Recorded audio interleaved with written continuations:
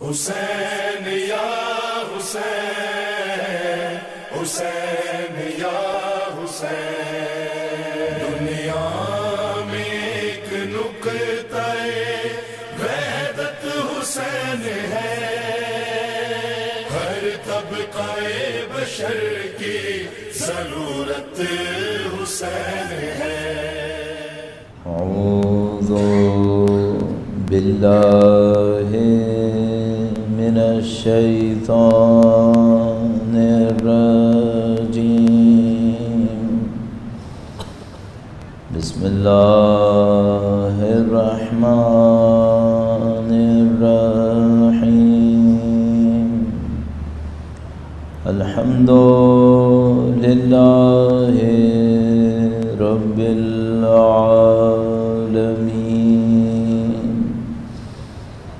والصلاة والسلام على سید الانبیاء والمرسلین، حبیب الہ العالمین ابی القاسم محمد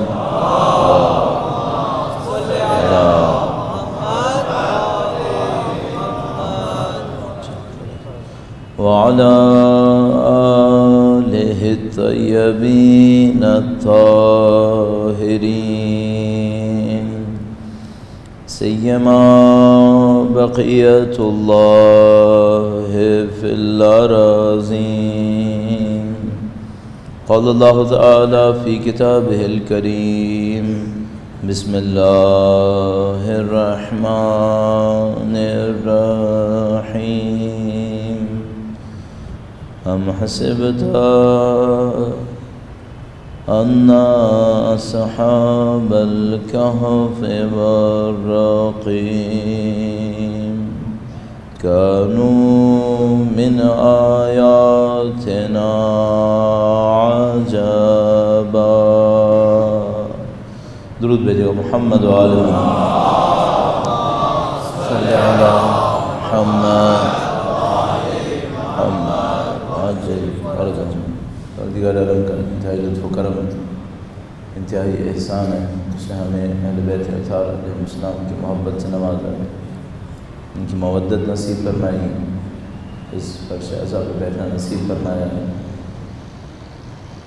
ان تمام نعمتوں کے بعد انسان کے دل میں خواہش ہوتی ہے کہ اللہ سے نعمتوں کے جاری رکھنے کے لیے دعا کرے، تو دعا کرتے ہیں اللہ کی بارگاہ میں، خدایا ان نعمتوں کے صدقے میں مرتے دموں تک ہمیں اہل بیت کے بہترین چاہنے والوں میں قرار فرما، قیامت تک ہماری تمام نسلوں کو ان کے وفاداروں میں قرار فرما۔ اے خدایا ان نعمتوں کے صدقے میں، سید الشہداء کے پاکیزہ ذکر کے صدقے میں ان کے فرزند سید و سردار مولا اور آقا امام آخر الزماں کے ظہور میں تعجیل فرما، امام کے لشکر کی تعداد میں اضافہ فرما، امام کے دشمنوں کو نیست و نابود فرما، ہماری زندگیوں کا اختتام ان کی نصرت کی راہ میں شہادت قرار فرما۔ ربنا تقبل منا انک انت السمیع العلیم، بجاہ محمد و آلہ الطاہرین۔ درود بھیجو محمد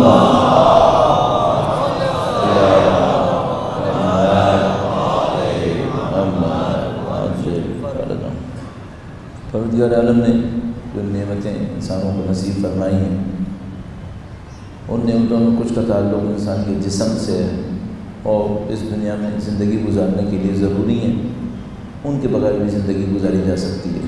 مثلاً خدا تعالیٰ نے آنکھوں کی نعمت دی ہے، سننے کی نعمت دی ہے، مختلف صلاحیتیں دی ہیں، زندگی گزارنے کے لیے بہت ضروری ہیں، لیکن ان کے بغیر بھی زندگی گزر سکتی ہے۔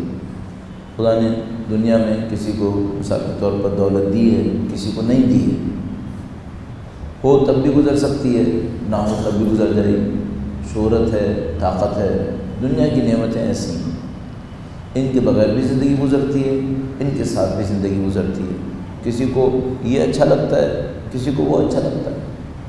روایتوں میں کسی نے امام معصوم سے پوچھا کہ مولا کیوں خدا نے کسی کو دولت دی ہے، کسی کو دولت نہیں دی ہے؟ فرمایا کہ جس کا امتحان غربت میں آسان تھا جس کے لیے امتحان دینا غریب ہو کے آسان تھا، خدا نے اس کو غریب رکھا ہے۔ جس کے لیے غریب ہو کر امتحان دینا مشکل ہو جاتا، خدا نے اس کو دولت دے کے امتحان دیا۔ جس کے لیے جو امتحان آسان تھا وہ اس سے لیا ہے۔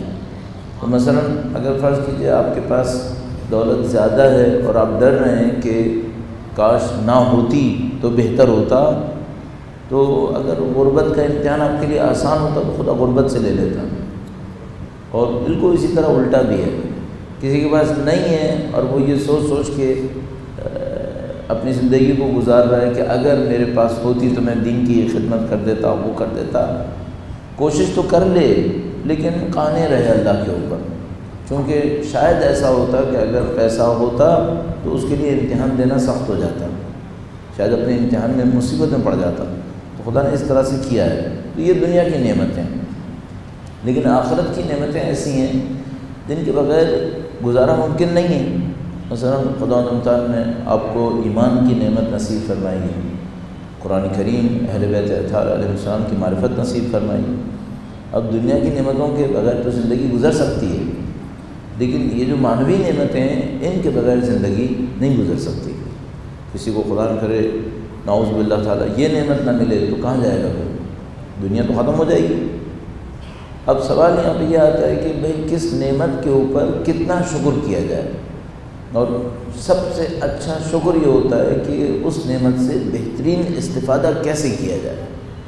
آپ کے پاس پانی ہے، دوسروں کے پاس نہیں ہے، تو سارا پانی اس سختی کے عالم میں آپ مثلا نہا کے ضائع نہیں کر سکتے، آپ کو سوچنا پڑے گا کہ بھئی اس پانی کا بہترین استعمال کیا ہوگا۔ تو اسی طریقے سے دوسروں کے پاس ایمان کی دولت نہیں پہنچی ہے، آپ کے پاس پہنچ گئی ہے، اب آپ تصور کریں اب بہترین استعمال کیا ہے، کیسے اس کو استعمال کیا جائے۔ اس کا بہترین استعمال کیا ہوگا کہ جو اس ایمان سے ہدایت مل سکتی ہے اس ہدایت کو حاصل کیا جائے اور اس ہدایت کو دوسرے لوگوں تک پہنچا دیا جائے، بہترین کام یہ ہو۔ اب اس کو چلیں کوئی خطیب ہو وہ کر لے، کوئی مولوی ہو وہ کر لے، عام آدمی اس کام کو کیسے کرے گا؟ اس کے لیے ابتداءً ایک دو نکات عرض کروں گا، پھر موضوع کو اختتام تک پہنچانا ہے۔ آج اس سلسلے کی یہاں پہ آخری مجلس ہے، تو انشاءاللہ آج اس بات کو ہم نے اختتام تک لے کے جانا ہے۔ درود بھیجے گا محمد و آل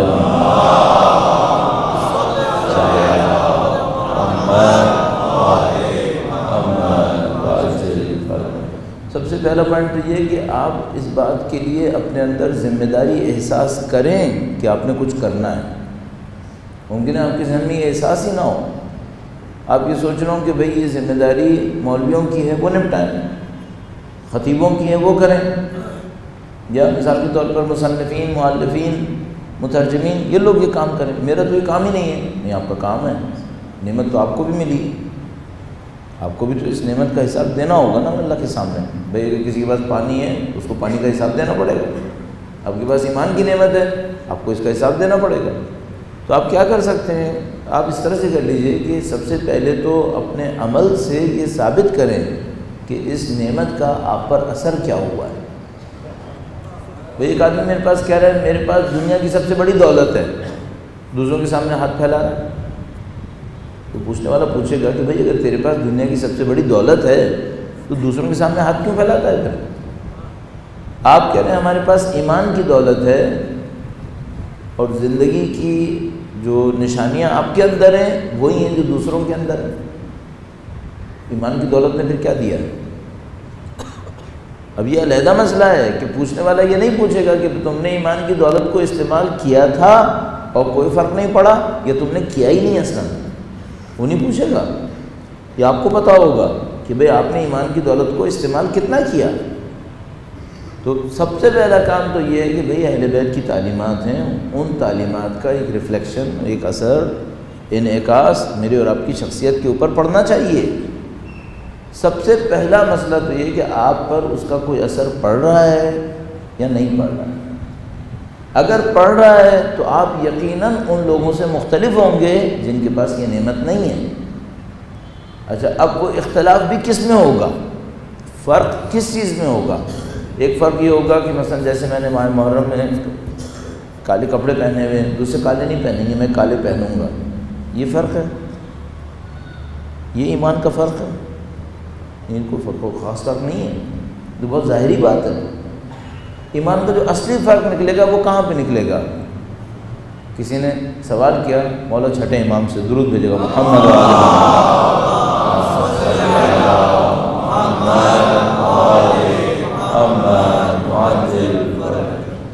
اس دور میں فقہا دنیا کے سامنے آ چکے تھے، نام نہاد فقہا کہنا چاہیے، تو لوگوں کے اندر فقہ کی باتیں بہت تھیں، دین کی باتیں بہت تھیں، عبادت کی باتیں بہت تھیں۔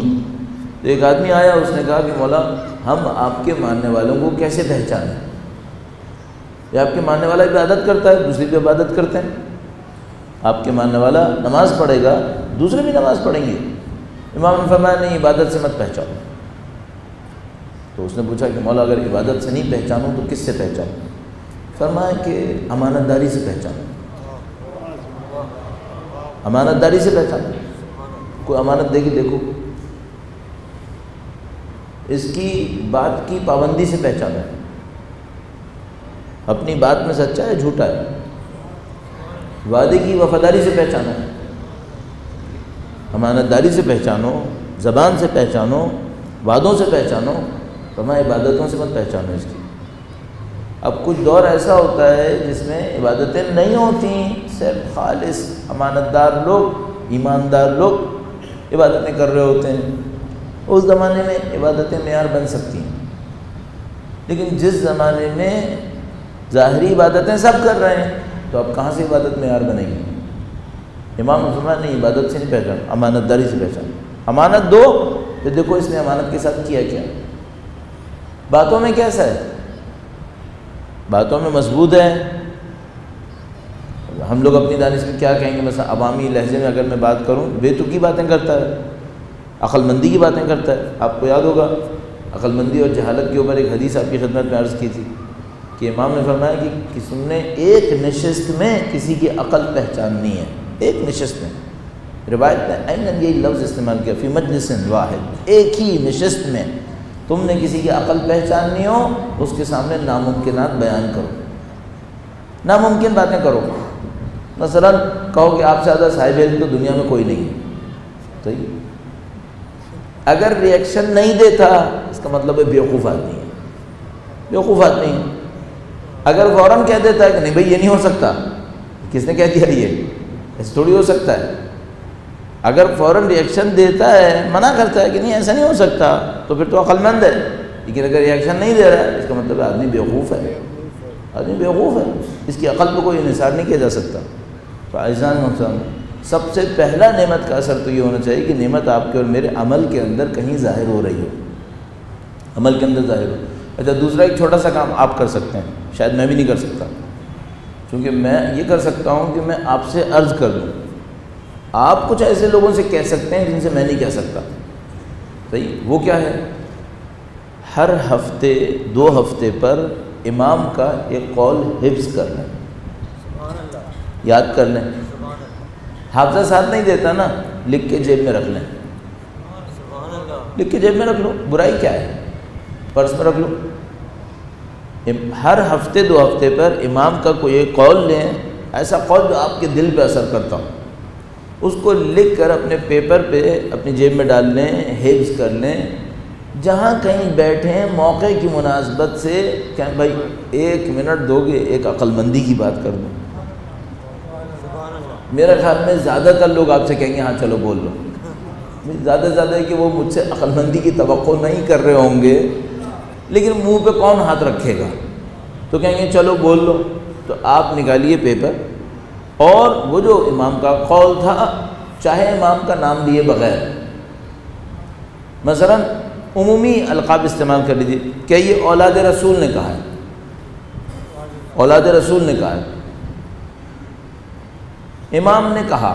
اگر کوئی موقع ہے تو آپ امام کہہ سکتے ہیں، فرض کر لیجئے آپ کو نہیں یاد کون سے امام، امام معصوم نے کہا۔ اگر ماحول ایسا نہیں، امام معصوم نہیں سن سکتا ہے بندہ، کہ یہ اولاد رسول نے کہا، نسل رسول کے آنے والے ایک بزرگ نے کہا، اتنا تو سن لیتے ہیں امام اللہ۔ قول سنا دیجئے، اچھا سا قول لے کے جائیے، قول سنا دیجئے، سامنے والے کی سمجھ میں آ گئی تو آ گئی، نہیں آئی آپ ایک عظیم الشان سلسلے کا حصہ بن رہے ہیں، اور وہ حصہ کیا ہے؟ معصومین کے اقوال آگے پہنچانا۔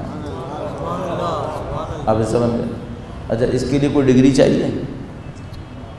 کوئی پی ایچ ڈی، کوئی قوم کا فارغ نجف، کچھ بھی نہیں۔ ایک کتاب، مضبوط کتاب کوئی لے لیجیے، روایتوں کی اچھی سی کتاب لے لیجیے، میزان الحکمہ لے لیجیے، آپ کے گھروں میں شاید ہوگی، اچھی کتاب ہے، کلاسیفائڈ احادیث ہیں، اس میں سے لے لیجیے، ایک حدیث نکال لیجیے ہفتے 2 ہفتے میں۔ اچھا، اس میں کتنی دیر لگے گی آپ کو؟ 1-2 ہفتے میں آدھا گھنٹہ لگ جائے گا، 20 منٹ لگ جائیں گے، کتنی دیر لگ جائے گی؟ ثواب کتنا ہے؟ ثواب کتنا ہے؟ کسی کے دل پہ لگ گئی بات اور اس نے عمل کرنا شروع کر دیا، لو بھائی آپ کا تو کام ہی آگے بڑھ گیا۔ اب دیکھیے ایک، اچھا یہ روایتیں بعض اوقات ایسے عجیب و غریب دروازے کھول دیتی ہیں، چونکہ ہم لوگ تو 30-31 سال سے سمجھنے کی کوشش میں ہی لگے ہوئے ہیں، تو ہمیں کچھ چیزیں سمجھ میں آتی ہیں، کچھ چیزیں سمجھ میں نہیں آتی، بہت کچھ سمجھ میں نہیں آتا ہے، لیکن کچھ چیزیں تو اپنی آنکھوں سے نظر آتی ہیں۔ مثلا دیکھیے چھوٹا سا ایک قول امام کا، چھوٹا سا ایک قول بہت بڑا ایک معاملہ حل کر رہا ہے۔ درود بھیجے گا محمد وآل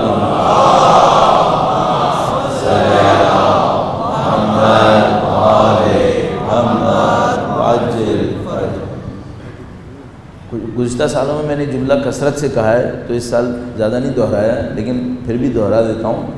وہ یہ کہ ہم لوگوں کی زندگی جو کچھ بھی ہے صرف چند فیصلے اور کچھ نہیں۔ میں اپنے اسٹیٹس پہ بھی اسی کو لکھتا ہوں کہ ہم لوگ فیصلوں کے سوا کچھ نہیں ہیں، ہم لوگ فیصلے ہیں۔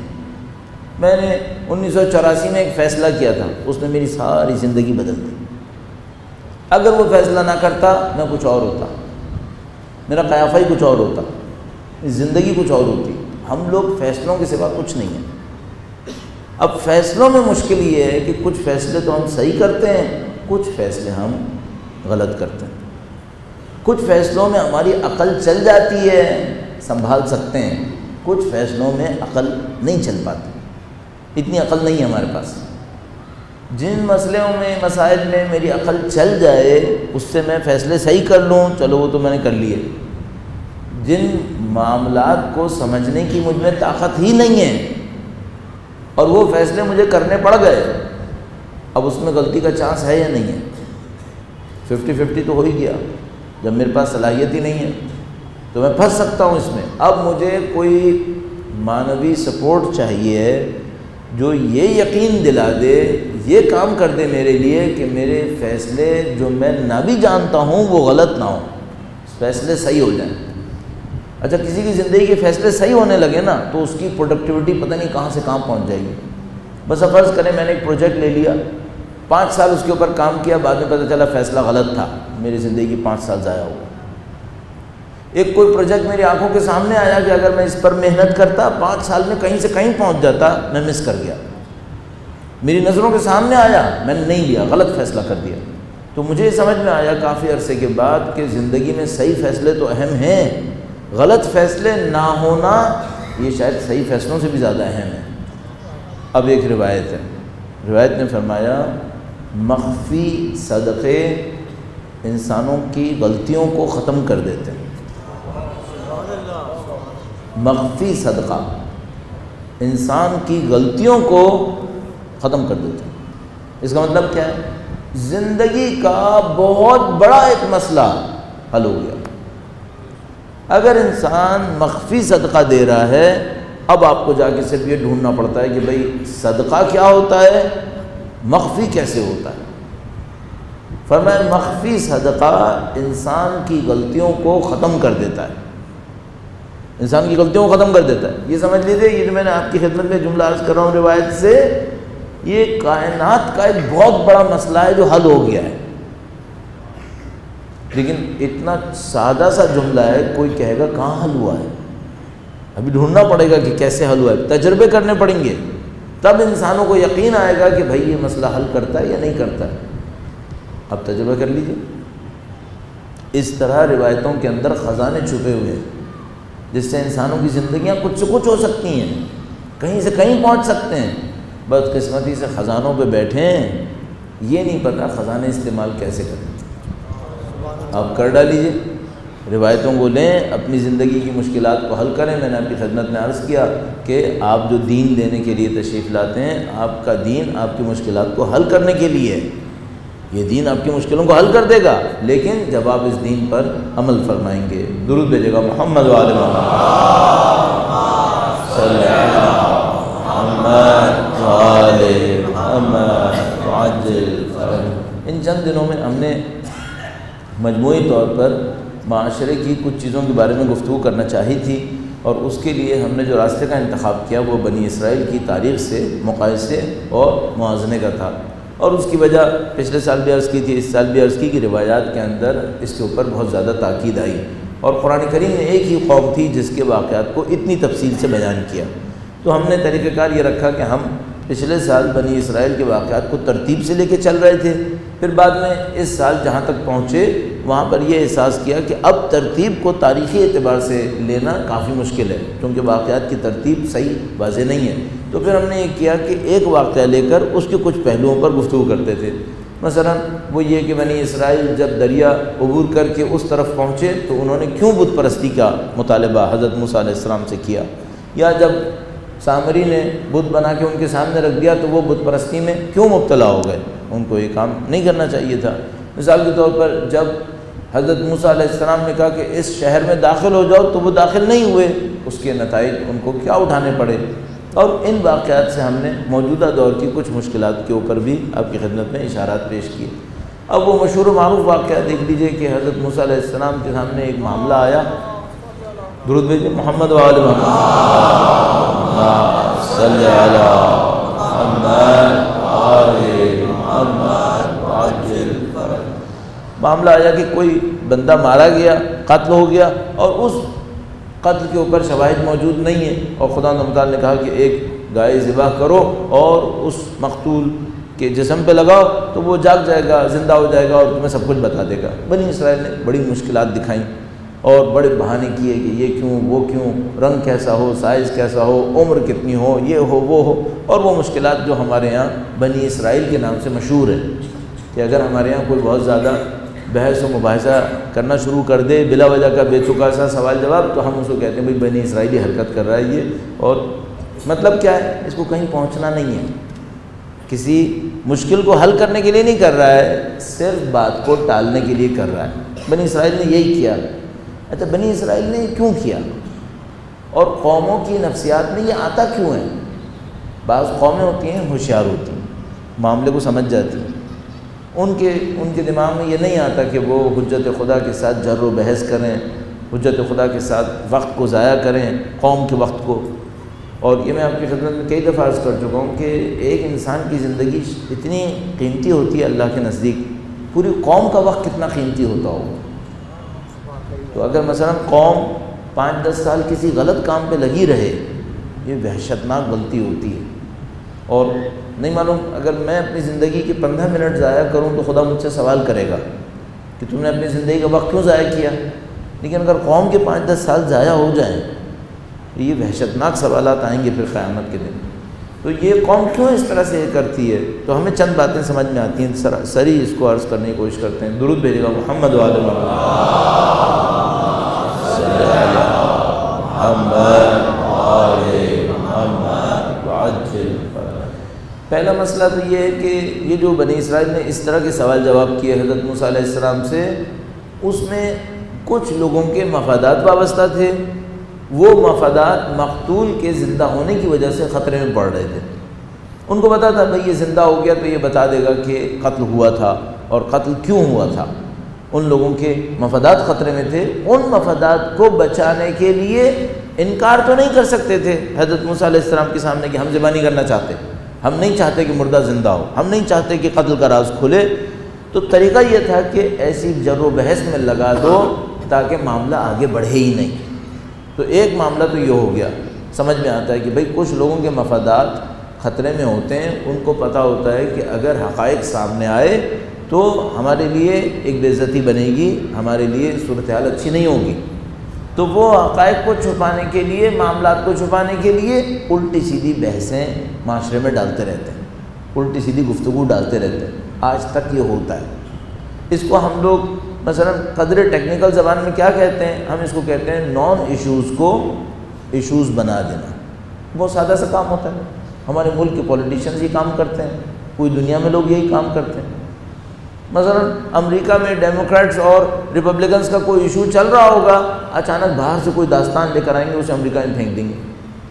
اب ساری دنیا کے لوگ جو ہیں وہ بیچارے اس ایشو کے اوپر غور کر رہے ہیں، اور وہ جو اصلی معاملہ تھا وہ کہیں چھپ گیا۔ یہاں پہ بھی یہی ہوتا ہے، بہت ہوتا ہے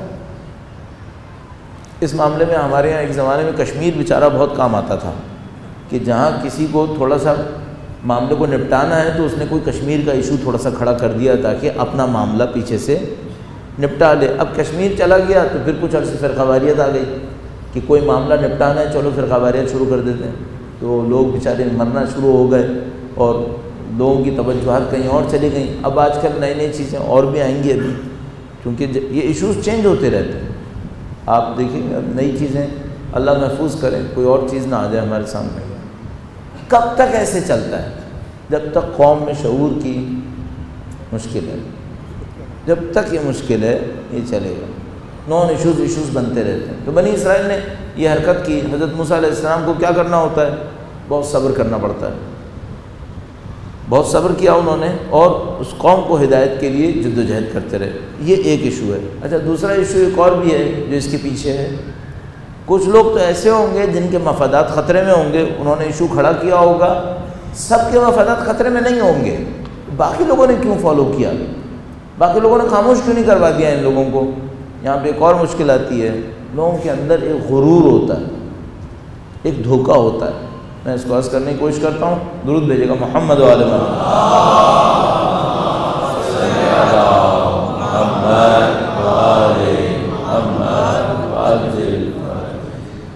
ہم انسانوں کے اندر جو احساسات اندر جمع ہوتے ہیں یہ اپنے آپ کو بتا کے اعلان نہیں کرتے۔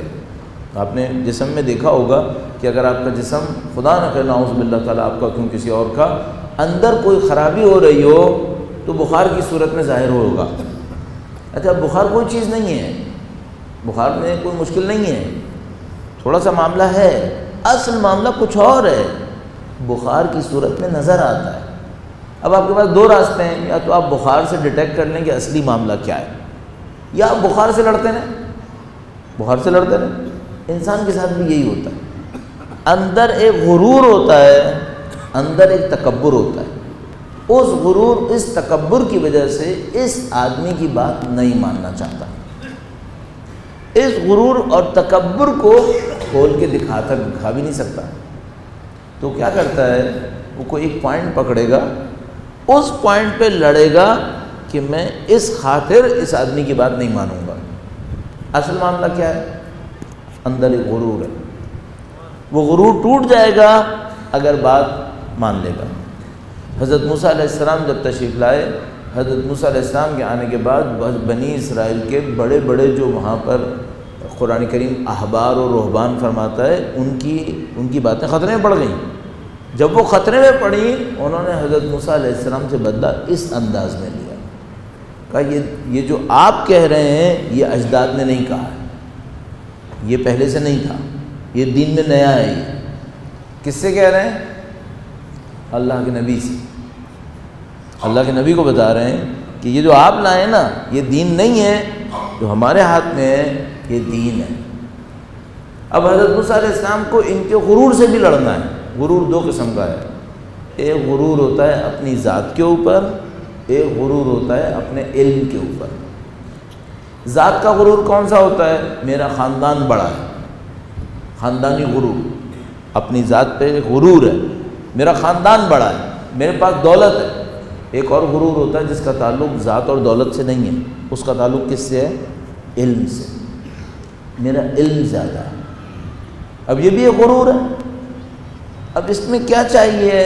اس غرور کے ہوتے ہوئے، تکبر کے ہوتے ہوئے عقل نہیں رہتی، بے عقلی آتی ہے۔ انتہائی نفیس ایک روایت ہے، بہت پہلے بھی آپ نے سنی ہو، بہت دفعہ سنی ہوگی، لیکن اچھا ہے اس کو دہرا لینا۔ کہتے ہیں کہ میں وقت کم ہے اس لیے جلدی عرض کر رہا ہوں۔ حضرت آدم علیہ السلام کے پاس 6 افراد آئے، 3 اس طرف سے 3 اس طرف سے، سمبولک ہے، آپ سمجھ جائیں گے۔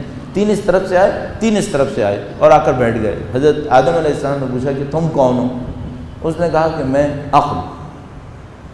انہوں نے کہا کہ تمہاری جگہ کہاں پر ہے؟ اس نے کہا دماغ میں، مغز۔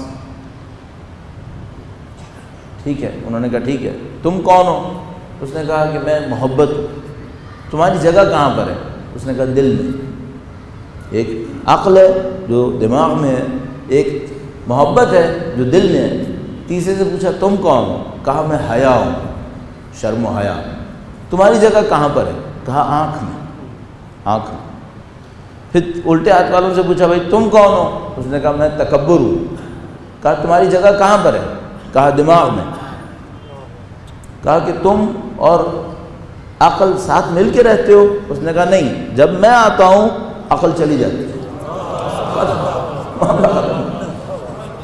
ٹھیک ہے، دوسرے پوچھا بھائی تم کون ہو؟ کہا میں حسد ہوں۔ تمہاری جگہ کہاں پر ہے؟ کہا دل میں۔ کہا تم اور محبت ساتھ رہتے ہو؟ کہا نہیں، جب میں آتا ہوں محبت چلی جاتی ہے۔ تیسرے سے پوچھا تم کون ہو؟ کہا میں طمع ہوں، لالچ، حرص۔ تمہاری جگہ کہاں پر ہے؟ آنکھ میں۔ کہا کہ تم اور حیا ساتھ رہتے ہو؟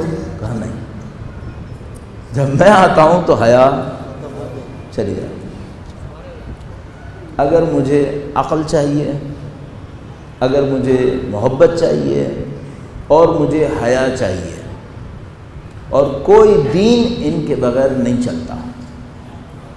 دین عقل سے چلتا ہے، دین محبت سے چلتا ہے، اور دین حیا سے چلتا ہے۔ دین میں صرف سادہ دین نہیں، ایمان عقل سے چلتا ہے۔ ایمان کے لیے محبت چاہیے، ایمان کے لیے شرم و حیا چاہیے۔ جن میں عرض کروں، اپنی روایتیں عرض کر رہا ہوں، آپ کی خدمت روایتیں عرض کروں۔ فرمایا شرم و حیا اور ایمان ساتھ ساتھ، عقل اور ایمان ساتھ ساتھ، محبت اور ایمان ساتھ ساتھ۔ اب اگر کسی کو ایمان چاہیے، دین چاہیے، یہ تین صفتیں بچانی ہیں، عقل، محبت اور شرم، تو اسے کیا دور کرنا پڑے گا؟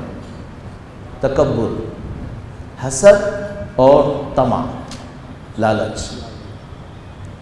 جب انسان تکبر کو دور کرے گا عقل بڑھ جائے گی، جب انسان حسد کو دل سے نکالے گا محبتیں بڑھ جائیں گی، جب انسان لالچ کو دل سے نکالے گا شرم و حیا بڑھ جائے گی، اس سے ایمان بڑھ جائے گا۔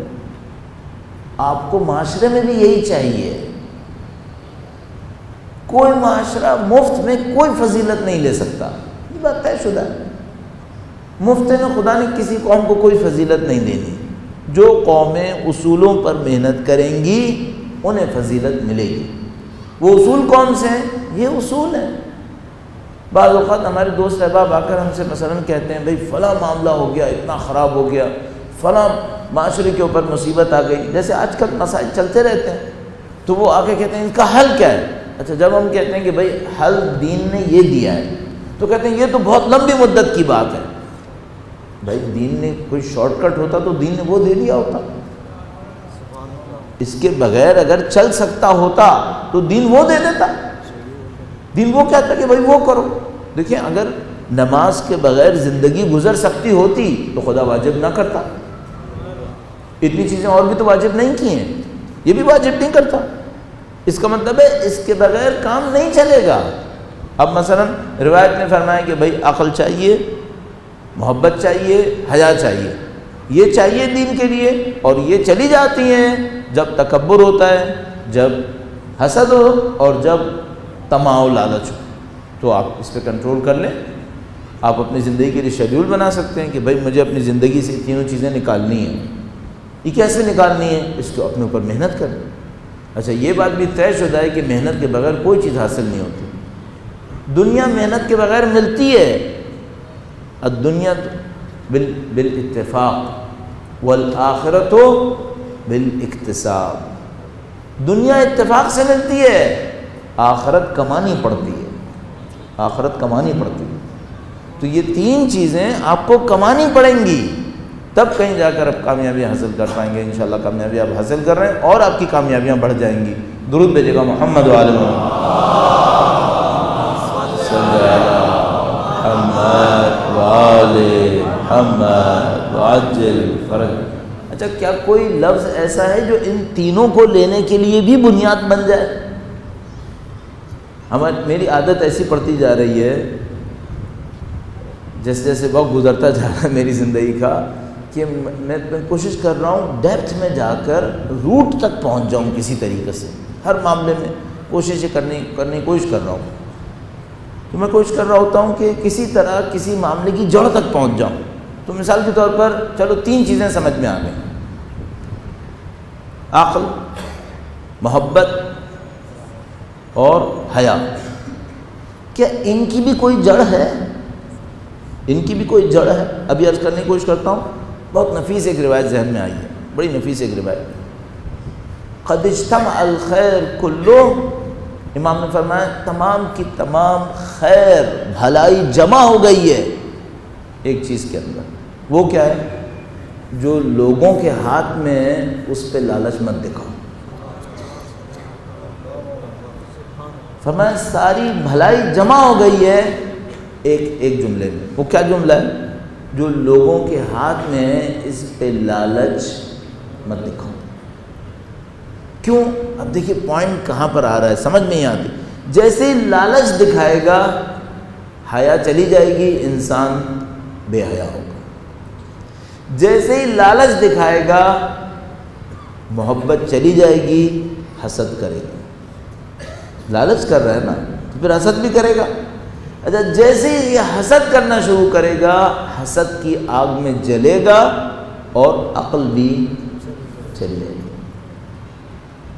خیر ساری کی ساری اس میں جمع ہو گئی ہے، جو لوگوں کے ہاتھ میں اس پہ لالچ مت دکھا۔ اچھا، آپ اور میں اس پہ عمل کیسے کریں؟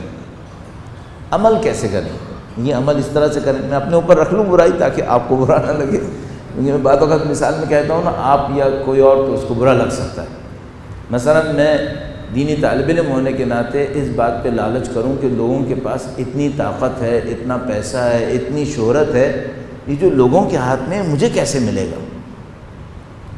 بس یہ میرے زوال کی ابتدا ہے، اگر پہلے سے زائل نہ ہوا ہوں، اگر پہلے سے زائل نہیں ہوا ہوں، اب زوال کی ابتدا شروع ہو گئی۔ کیوں؟ میں نے لوگوں کے ہاتھ پہ دیکھنا شروع کر دیا۔ لوگوں کے ہاتھ پہ مت دیکھو، کس کو دیکھو؟ خدا کو دیکھو۔ لوگوں کو بھی اسی نے دیا، دھوکے میں مت پڑو، خدا کو دیکھو۔ تمہارے نصیب میں ہے تمہیں اس سے بڑھ کے دے دے گا، نصیب میں نہیں ہے زندگی ان جیسے حقیروں کے پیچھے برباد مت کرو۔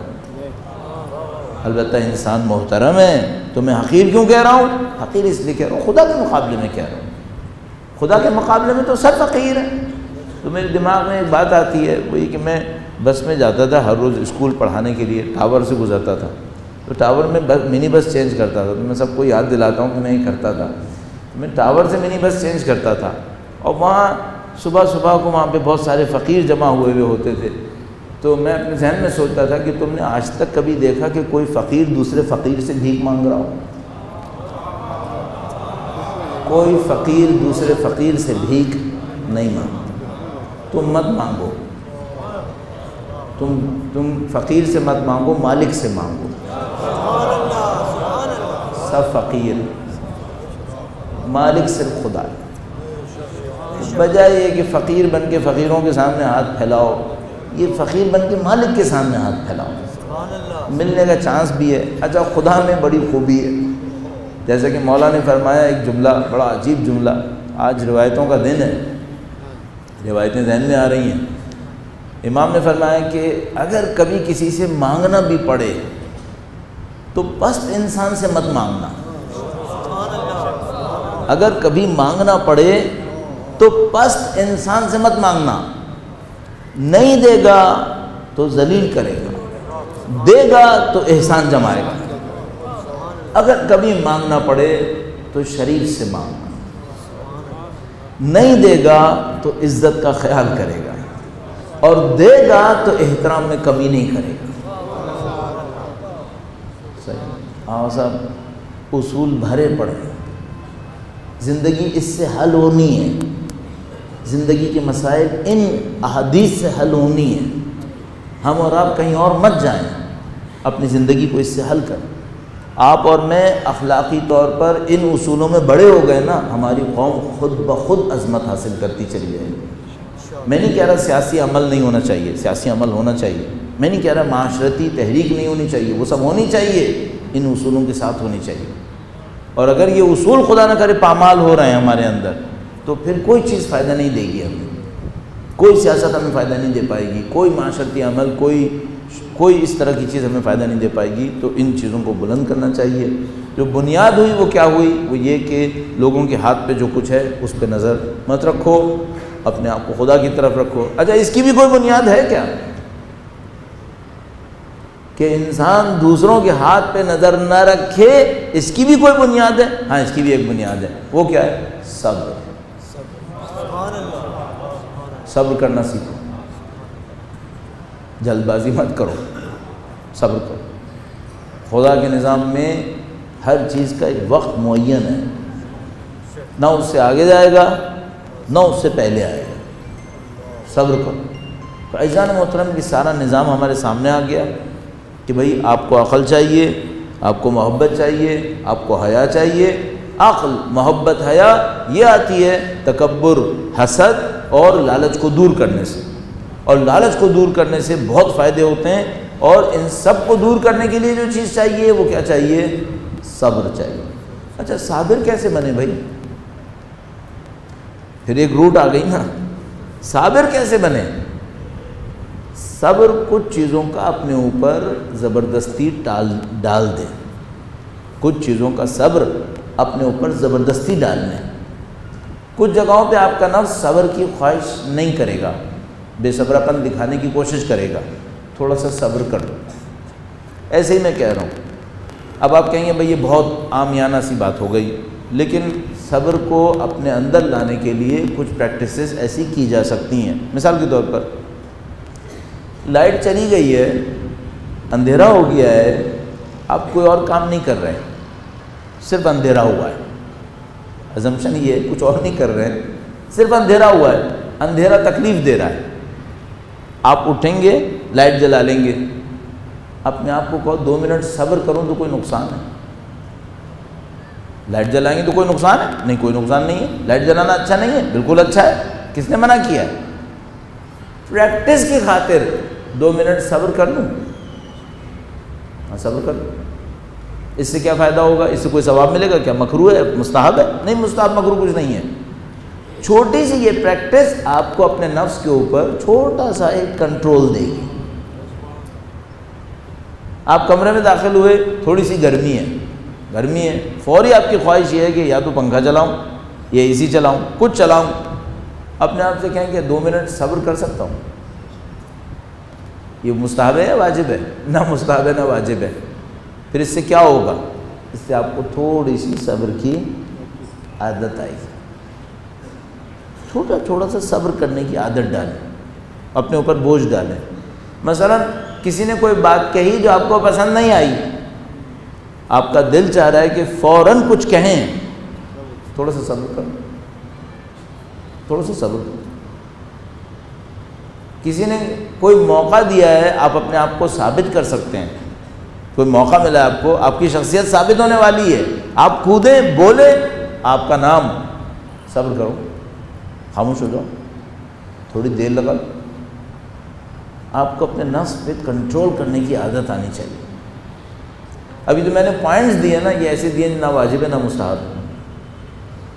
اچھا، کچھ چیزیں ایسی آئیں گی جو واجب اور مستحب کے دائرے میں آئیں گی اور صبر بھی سکھائیں گی۔ مثلا جیسے مستحبی روزہ رکھنا، مستحبی روزہ رکھے لیکن پھر افطار میں بدلہ نہ نکالے، ایسا نہ ہو کہ وہ جو صبر اس نے کمایا تھا وہ سب افطار میں ضائع کر دے۔ اس لیے میں مثالیں چھوٹی چھوٹی دے رہا ہوں، عوامی مثالیں، تاکہ تھوڑا سا صبر ہمارے اندر آئے۔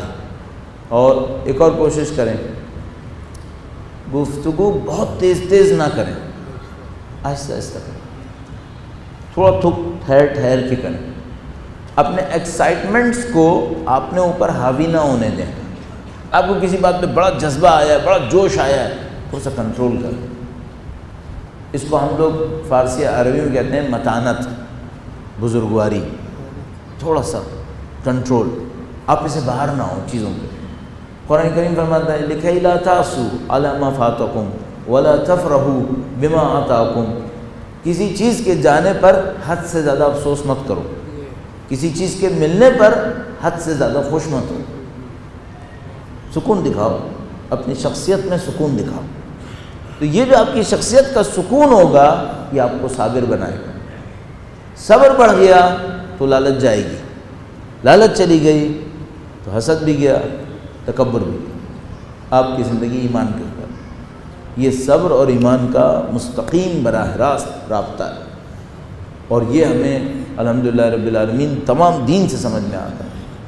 تو عزیزان محترم، آخری 10 منٹ میں بہت اہم باتیں ہو گئیں۔ یہ میں دوبارہ تاکیداً یہ جملہ میں نے اس لیے کہا کہ آپ اس کو کم نہ لیجیے گا۔ یہ وہ خزانہ ہے جس پر اگر ہم عمل کرنا شروع کر دیں ہماری زندگیاں تبدیل ہو جائیں گی۔ الحمدللہ آپ عمل فرما رہے ہیں پہلے سے، لیکن میرا تو کام یہی ہے کہ میں جو چیزیں آپ جانتے بھی ہوں اس کو دوبارہ کہہ دوں اور یاد دلا دوں، تاکہ یہ یاد دلانا مومنین کو فائدہ دیتا ہے۔ قرآن کریم فرماتا ہے فذکر ان الذکر تنفع المؤمنین، ذکر کرو، بار بار ذکر کرو، چونکہ ذکر کرنا مومنین کو فائدہ دیتا ہے۔ تو عزیزان محترم، ہم جس دور سے گزر رہے ہیں اس میں ہر قسم کا صبر چاہیے۔ یہ جو مسائل پیش آ رہے ہیں، مختلف قسم کی آراء، مختلف قسم کے نظریات، مختلف قسم کے اختلافات، ان میں ایک بہت بڑا کی ایشو صبر کرنا ہے۔ البتہ کوئی یہ نہ کہے کہ میں صبر کرنے کا مطلب کہہ رہا ہوں کہ آپ اپنے کمروں میں چلے جائیں، باہر مت نکلیں، فعالیت نہ دکھائیں۔ نہیں، یہ صبر وہ ہے جو فعالیت کے ساتھ صبر ہے۔ فعالیت پوری دکھائیں، ایکٹیویٹی دکھائیں، لیکن جذبات میں آ کر اپنے آپ کو ضائع نہ کریں، اپنے آپ کو ضائع نہیں کریں، فعال ہونا چاہیے۔ ایسا نہیں کہ انسان صبر کرنے کا مطلب یہ رہے کہ بے حرکت ہو جائے، حرکت دکھائے، فعالیت دکھائے، لیکن سوچ سمجھ کے، عقل و شعور کے ساتھ۔ تو بس آخری جملات یہ عرض کرنا چاہوں گا کہ قوم کے مستقبل کی آپ زیادہ پرواہ مت کریں۔ بعض لوگ دوسروں کے مستقبل کی اتنی پرواہ کرتے ہیں اپنے حال کو بھول جاتے ہیں۔ آپ اپنے حال کو صحیح کر لیں تو اس قوم کا مستقبل خود بخود صحیح ہو جائے گا۔ وہ جو ہمارے یہاں ایک جملہ کہا جاتا ہے نا بعض اوقات کہ سارے لوگ دوسروں کی آخرت اور اپنی دنیا صحیح کرنے کے پیچھے پڑے گئے۔ سارے لوگ یہ کوشش کر رہے ہیں دوسروں کی آخرت صحیح ہو جائے اور اپنی دنیا صحیح کر لیں۔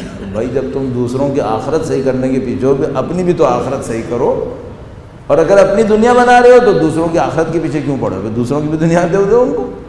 تو ہم اپنے آپ کو صحیح کریں، یہ معاشرہ صحیح ہو رہا ہے، یہ معاشرہ صحیح ہو جائے گا۔ اچھا موقع ہے ہم لوگوں کے لیے، اور تمام وسائل فراہم، حجتیں تقریباً پوری ہو گئیں، حجتیں پوری ہو گئیں۔ کون سی چیز چھپی ہوئی رہی ہے؟ یہ جو آیت اللہ بہجت جیسے لوگ تھے، یہ اور ان کے سلسلہ اساتذہ، یہ 250-300 سال سے خاموش بیٹھے تھے۔ اگر آپ ان کے سلسلوں پہ توجہ فرمائیں، یہ 250-300 سال کا ایک سلسلہ ہے۔ یہ لوگ اتنی مدت سے خاموش بیٹھے ہوئے تھے، یہ کہ اچانک 1990-96 کے بعد سے ان لوگوں نے ظاہر کرنا شروع کیا اپنے آپ کو۔ یہ بڑی عجیب بات ہے۔ آپ شاید اس مسئلے کو اگر پیچھے تک دیکھیں تو پھر آپ حیران رہ جائیں گے۔ حتیٰ 1986 میں آیت اللہ بہجت کے پیچھے 40 بندے بھی نماز نہیں پڑھتے تھے۔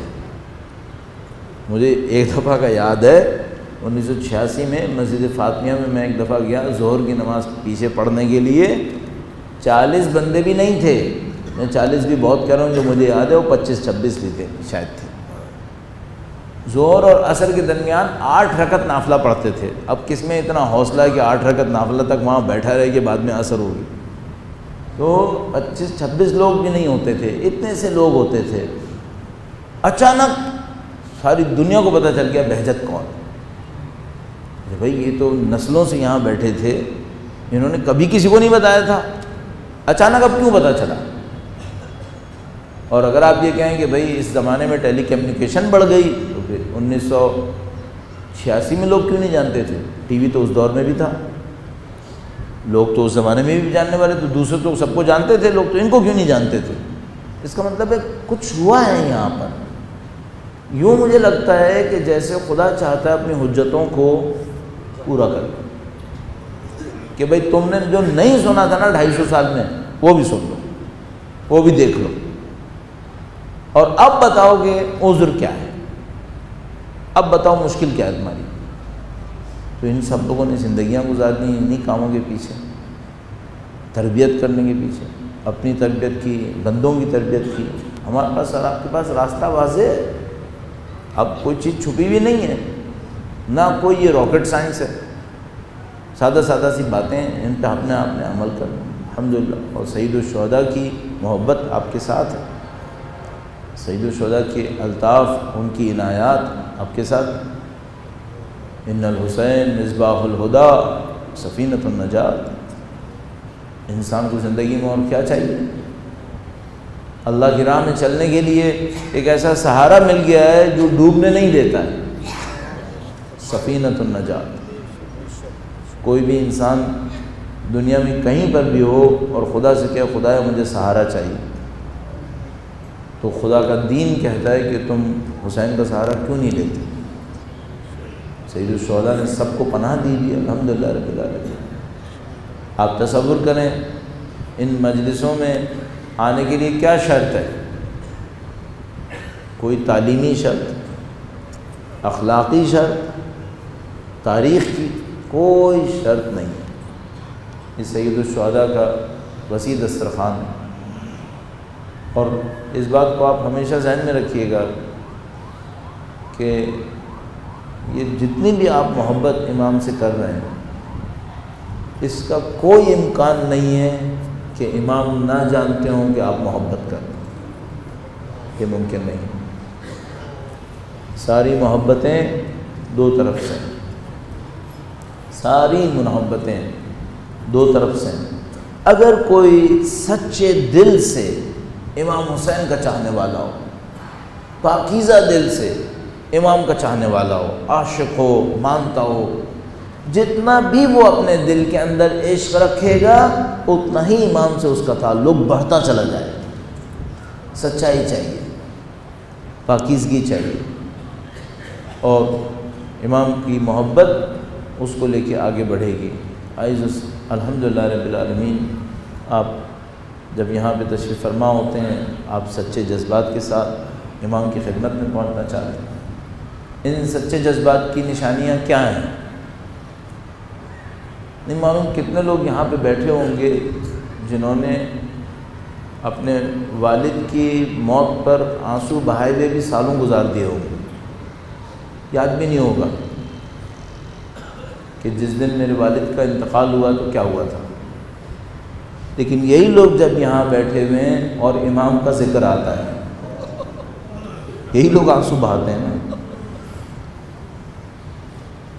1400 سال کے باوجود جب سید الشہداء کے نام پر پہنچتے ہیں تو آنسو بہاتے ہیں۔ امام خمینی کا بیٹا شہید ہوا، لوگ ان کے پاس آئے، تعزیت پیش کی، کہا میرا بیٹا تھا، کوئی بات نہیں، شہید ہو گیا۔ تو لوگوں نے کہا یہ بوڑھا باپ ہے، اگر بیٹے کے غم میں نہیں رویا تو برا ہوگا۔ تو ان سے کسی نے ہمدردی دکھانے کے لیے کہا کہ خمینی آپ رو لیں، کہنے کہ نہیں مجھے کوئی غم نہیں ہے، میرا بیٹا اسلام کے لیے تھا، وہ شہید ہو گیا۔ تھوڑی دیر میں کہا اب کیا کریں پھر؟ کہا مجلس رکھو، مجلس رکھو۔ تو ان کے خاندان میں ایک مجلس پڑھنے والے تھے جو ان کے گھر میں مجلس پڑھتے تھے، ان سے کہا کہ آپ مجلس پڑھیں کیونکہ آپ ان کے خاندان میں مجلس پڑھتے ہیں۔ وہ بیٹھے ممبر پہ، مصائب پہ پہنچے، جیسے ہی امام حسین کا ذکر کیا آیت اللہ خمینی کندھے ہلا ہلا کے رونے لگے، کندھے ہلا ہلا کے رونے لگے۔ اتنا مضبوط آدمی تھا، اپنے بیٹے کی موت پر ایک آنسو نہیں بہایا، لیکن جیسے ہی مصائب میں علی اکبر کا تذکرہ آیا وہ لکھ لکھنے والا کہتا ہے کندھے ہلا ہلا کے رو رہے تھے، اتنا روتے تھے حضرت علی اکبر کے اوپر۔ ایسے یہ محبتیں ہیں ساری، الحمدللہ رب العالمین۔ اور میں طالب علم ہونے کے ناطے ان کی نشانیوں کو ڈھونڈتا ہوں، تو میں کہتا ہوں بھائی پوری دنیا کے اندر چلے جاؤ اور لوگوں کے سامنے کہو پیاسا غریب الوطن، کسی کو سمجھ میں بھی نہیں آتا۔ جیسے ہی وہ سید الشہداء کے ماننے والے کے سامنے کہو پیاسا، ان کو سمجھ میں آ جاتا۔ دوسری قوموں کا تعلق نہیں ہے، ان کا تعلق ہے امام حسین سے، نہ صرف امام حسین سے، ہر کردار سے تعلق ہے۔ ان کے سامنے بولو سقا، ان کو جیسے ہی کہا جاتا ہے سقا، ان کو صرف سکینہ کا سقا یاد آتا ہے۔ عجیب لغت بن گئی ہے، اہل بیت کے چاہنے والوں کی لغت بن گئی ہے۔ دنیا کے سامنے کہو یتیم بچی، ان کو پتہ بھی نہیں چلتا، لیکن امام حسین کے چاہنے والے کے سامنے کہو یتیم بچی، پہچان جاتے ہیں۔ اب میں مسائل تو کیا پڑھوں، میں بس یہی جملے بول دوں کہ کوئی یتیم بچی ہو جس کو تماچے لگے ہو۔ ہمیں تو یوں لگتا ہے جیسے تماچے ابھی بھی لگ رہے ہیں، ہمیں تو یوں لگتا ہے۔ اب سے کوئی کہے یتیم بچی پیاسی ہے، ہمیں تو یوں لگتا ہے کہ بیچاری ابھی بھی پیاسی ہے۔ اگر ہم سے کوئی کہے قید خانے کے اندر بچی ماری گئی، تو ہمیں تو حسین کی یتیم بچی یاد آتی ہے جو بیچاری قید خانے کے اندر ماری گئی۔ سب کے سامنے ہم اپنے ذہنوں میں ایک دو جملے دہراتے ہیں، ہمارے مسائل پورے ہو جاتے ہیں۔ ہمارے سامنے کوئی کہے سب کو آزادی ملی، اسے آزادی نہ ملی، ہمیں تو یتیم بچی کا پتہ ہے کہ امام حسین کی ایک یتیم بچی ہے جو زندان میں اپنے باپ کو یاد کر کر کے روتی تھی،